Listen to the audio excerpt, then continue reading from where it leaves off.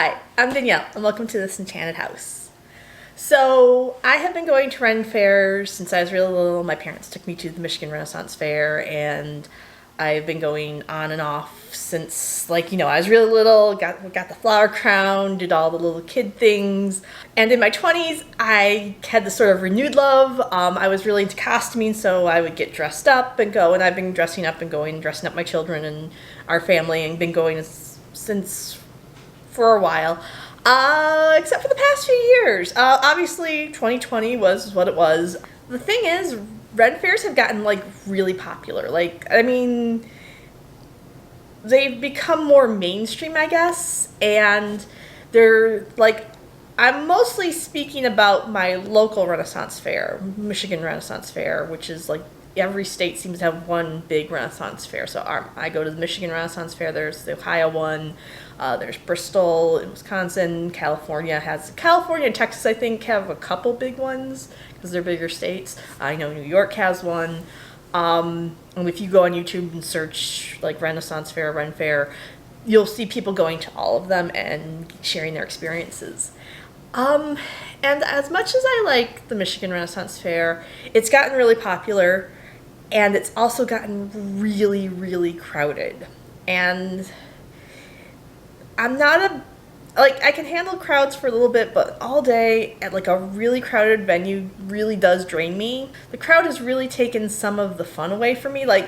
Just to get in takes an hour because you are waiting in your car line until they can get into the parking.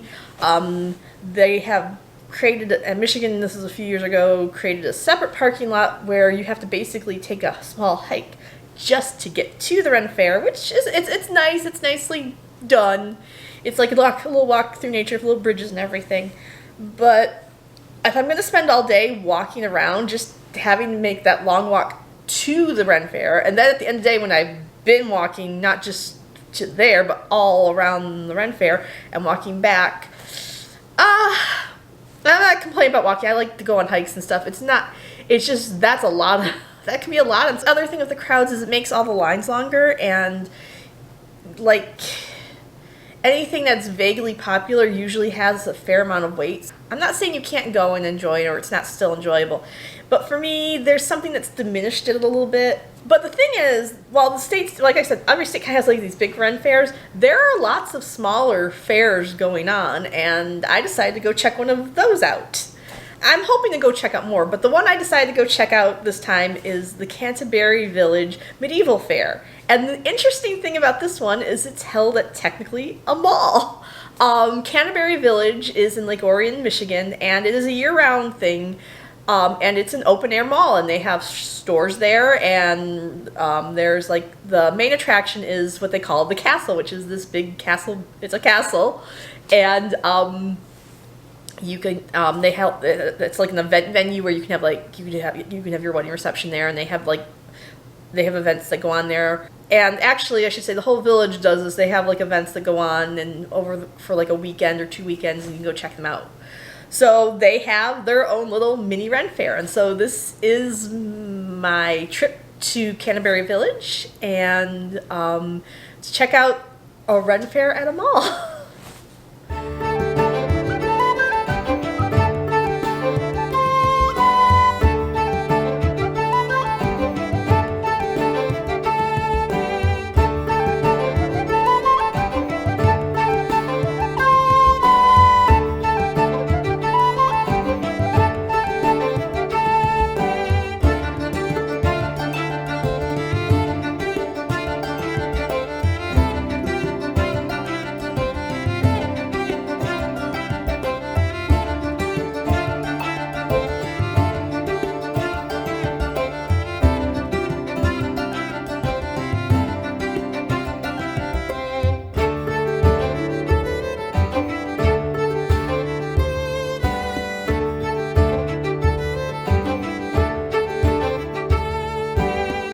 We arrived, and the first thing is it's a parking lot. It's an actual parking lot. We had no trouble finding parking. We were there we went there right at opening, but shortly after they opened at 10 o'clock. It was no problem finding a parking space. It does not seem like they have a huge amount of parking, but they have a fair amount, it seems. I don't know what would happen if you came later in the day, but I'm sure I'm gonna get to that. Why there'll probably be parking would not be an issue. Going in, we parked right in front of the castle, which was kind of neat, and then we walked in. There was these line of animatronic dragons, and they had these animatronic dragons like all over the place, and they were really just sort of a neat touch, I guess. Like I don't know why they have them, but they are kind of cool, and they make for some really good photo opportunities, and I think if you had little kids, they'd really enjoy them. So we walked around and kind of explored. There was, I'll say, we checked out the different vendors. There were different performances going on, and there were the street performers. We checked out. They have the brick and mortar shops that are there year round, and then they had lots of extra vendors. They had some really neat activities to do. My son did the blacksmithing. Which you paid so much and you could make like a little knife or a rose depending, and the prices range somewhere between $30 and $100, and I will have the company right here, and if you want to check them out, see where they're going to be. I thought it was a really neat experience. There was also, we did axe throwing, and there was a whole children's area. We didn't really do much in the children's area because I went with my kids, and my kids are an adult, her boyfriend, and the teenager. So the kid area was, I'll say there was a kid area for like little kid activities, but we didn't really experience that. They had a lot of Ren Faire staples. There was, of course, a jousting area. We didn't actually get the state of the joust, and I'll get to why, but I did see them kind of setting up. They had several performances. We had belly dancers, they had musicians. One of my favorite bands, Lake Fire, who is a local kind of Celtic Renaissance fair folk band. They are they've played steampunk events I've been to. They're really good, and I will have a link below to their webpage and their Spotify if you want to check them out, because I highly recommend them. Really, also the lane performers were really great. It's naturally blue. What naturally? It looks so natural. Oh yes, I'm a natural one. Oh, a natural one. He's a witch. Sometimes you go to Ren Fairs and if you don't know what lane performers are, they're the people who are dressed up who work for the fair, and they're in character, and they will interact with you and have conversations with you. Overall, the interactions I saw, they were fun and playful. She likes fruit. I love fruit. It's Mermaid's favorite food next to squid. Squid, you like squid, right? Yeah. Another Ren Faire staple they had there was the pickle vendor. They had just one, but he was, pickle vendors making pickle jokes, which felt very Ren Faire to me. Vegetarian breakfast sausage. Another thing they had a constabulary, which is, if you're not familiar, usually Ren Fairs, you can have somebody arrested and put in jail, and it's a whole little skit thing. There was a Viking reenactor there. There was an acrobatics troupe. So there was a lot of variety in terms of entertainment. In terms of vendors, there's a lot of variety. Some staples like Crimson Chain Leather, whom I have many things from and enjoy, and I'll put links for them below too. This cloak vendor who had this gorgeous cloak that I just absolutely adored, was also $400, but there's a good variety of vendors. Some garb things, some art, some things to take home. The blacksmith also had just items you could buy. There was also another weapons vendor that had some really neat armaments. The only thing I actually bought my son bought, we did the blacksmith experience. For me, I bought from, I'm gonna hopefully say this right, Visualism is the name of the artist, and they had all sorts of really great cottagecore jewelry, and they had them. I'll put a picture here of, I got this cute little resin port acorn necklace with a fern in it, and I thought it was really cute, and I'll have a link for them below too.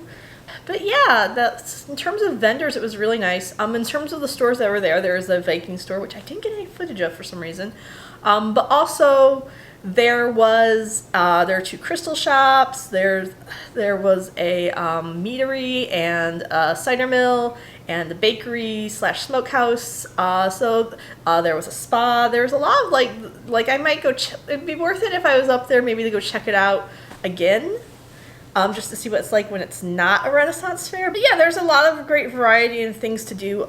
I will say we spent about 2.5 hours there. We didn't do everything. There was a scavenger hunt that they handed out these little papers, and I'll put a picture of that up here. We didn't really do that. Looking at it, it was pretty easy to do, but what it was you do the scavenger hunt and you get all the boxes checked off. And then I think in the afternoon, 1 and 3, they had an event where you could go meet with the queen, and if you had it all checked off, she would knight you, which was really cool. Another kind of Renaissance fair staple.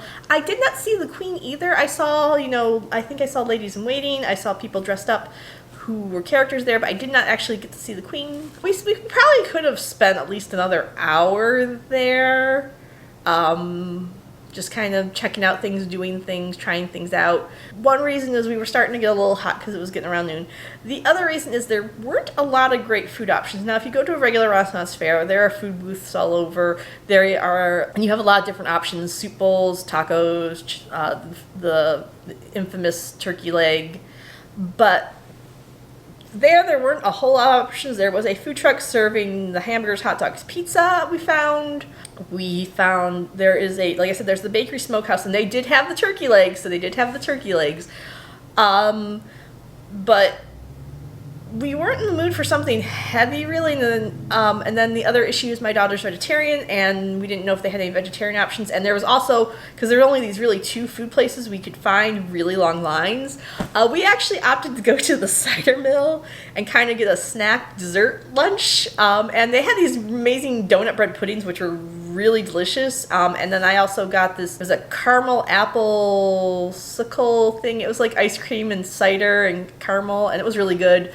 And then I got some cheese and pepperoni sausages, just kind of snack on, just so we had some protein, so it's not just a sugar high. But at which point we were kind of like, well, we really want to go have a proper meal at some point, and we were hot. So we left around 12:30, 1 o'clock. Yeah, we were there for about 2 hours, and we thoroughly enjoyed ourselves, and I definitely will go back, but I do have some criticisms. The first being, of course, that, there were not a lot of food options. The other criticism I have is one of the reasons we did not stay for the joust is the area the joust was in was basically this sort of back lot. You could see there's a parking lot back there. I don't know if that was parking for all the people working at the fair, but it felt very walking through most of it felt fairly immersive. You were in this kind of fairy tale village area. There's no consistent, it's not historically accurate at all. It feels more like a fairy tale little village. With all these kind of cute little cottages, some of them more Victorian, some others a little log cabin. It was where the axe throwing and the joust were, and it was really exposed. It was really dusty, and I understand it's where the joust had to be, but one of the things I did is they did have these nice huge maps posted everywhere with what everything on it was, but the map was kind of a little deceiving. First of all, the map did not list any of the food options. They were listed under food, but I don't know. There should have been a separate, they listed drinks separately because they did have a lot of drink options, but they did not list food options, and I was like, eh. The other thing is in the map, it looks like this is a nice green field that's out back maybe where they have this, and it was not pleasant. It was very hot, very dusty, so we did not stay for the joust for that reason, and it's nothing against the people putting on the joust. I'm sure it was a really good show, and I'm really just was not a great place to be. My other criticism is they really don't utilize the castle for this. The castle sort of should be I feel should be some sort of kind of main attraction. Now they do have a feast they do on the Friday night before, and that's a separate ticket. And I don't understand why they don't have another one during the day for the Ren Faire, because that would have made me stay there. I would have probably said, okay, I'm going to walk around, do this.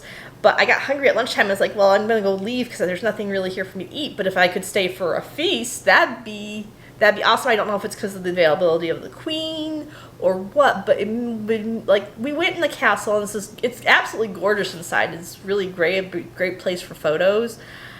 I don't understand why that's not really open or not really utilized for this. I think that's a really big missed opportunity. Because the feast sounded really good, but I didn't want to drive up Friday night for the feast and then drive back up for Saturday. I guess I could make a weekend out of it, but once again, this is a very small Ren Faire. Admission was I'm going to say $15. I'll check my receipts down here and double check to see what it was. But I think, and then you have to pay $5 for parking on top of that per car. So like those are really small complaints. I should say that's really small. Like I'm definitely planning on going back next year because it was like a nice little Ren Faire light experience. Like I just wanted to get my taste of Ren Faire and it was perfect for that. I'll say, like I said, the vendor options are great. The entertainment was great. The setting for the most part is great. I just feel like they do a disservice to the joust where it is. I don't know where else they would put it, and they are really underutilizing the castle, which I think is the sort of the main draw for them. But otherwise, like setting wise, it's great. In terms of crowd, lots more like the ratio of people not dressed up to dressed up. A lot more people dressed up. I think you got a lot of people who are Ren Faire enthusiasts who are like, want to wear their costumes as much as possible, including someone like me going. Oh, speaking of costume, I should show you guys what I wore that day. I finally wore my bodice by Costurio Real. I'll put a link for them below. They make some really great little cottagecore bodices. The skirt is from Her Universe. It's their Thorn and Bramble collection, and it's one of those things. It was on sale and I bought it and I absolutely love it and I love how it fits on me. The blouse is ModCloth. It's just something I have in my closet. I don't think they have that blouse anymore. The witch's hat I bought at Youmacon and I can't remember the vendor. And if you know who they are, please put them in the comments. They're at Youmacon like every year. They have like the coolest, like everything's covered in moss, and I think they have like bath products and crystals. And then for my shoes, I am wearing my shoes I bought at the Ren Faire one year, and I'm not sure who made them. Overall, we had a really great experience. It was a great little Ren Faire. I would call it Ren Faire Light. It's not the full experience of going to like one of the big ones, but it was fun. There was lots to do. I had minimal criticisms, and I plan on going again next year. It was lots of fun, and I would totally do it again. And just if you are in the general area and you want to check out Canterbury Village, it's a nice little stop, little shopping mall. We really enjoyed the cider mill. My daughter had some of the mead, some of their mead. She said it's more cidery than mead, but I didn't get to try any, so I can't speak to it. It was a really good time overall, and I'm hoping to check out some of there's a lot of, actually looking into it, there's a lot of smaller Ren Fairs, and I'm hoping to maybe check some of them out over the next couple of years. The problem is you can't, trying to go to every single one for every year. I'm sure that's what the hardcore Rennies do around here, but I have to kind of pick and choose. And I was pretty sure I was not going to make it up to Michigan this year. So this was a sort of a nice chance to get my Ren Faire craving satisfied without having to do the whole Michigan thing. And yeah, it was really great. We had lots of fun, and I highly recommend it. It's in June every year. It's for 2 weekends. Are you guys big Rennies? Are you big on Ren Faire? What's your home Ren Faire? Have you been to Canterbury Village either for Ren Faire or one of their other events? Just to visit it on a normal day. I'd love to hear you guys' experiences below. If you have questions about me from my experience, you can ask them below as well. I'm happy to answer, and I'd love to, like I said, I'd love to hear from you guys. So if you like this video, please give it a like. Please check out some of my other videos. If you like what I do here, please subscribe so you can catch up with the latest and the greatest. I'd also love to connect with you guys on social media. There are links to Instagram, Facebook, and Tumblr down below, and I can meet you there. I hope you guys have an enchanted day, and I'll see you guys next time. Bye!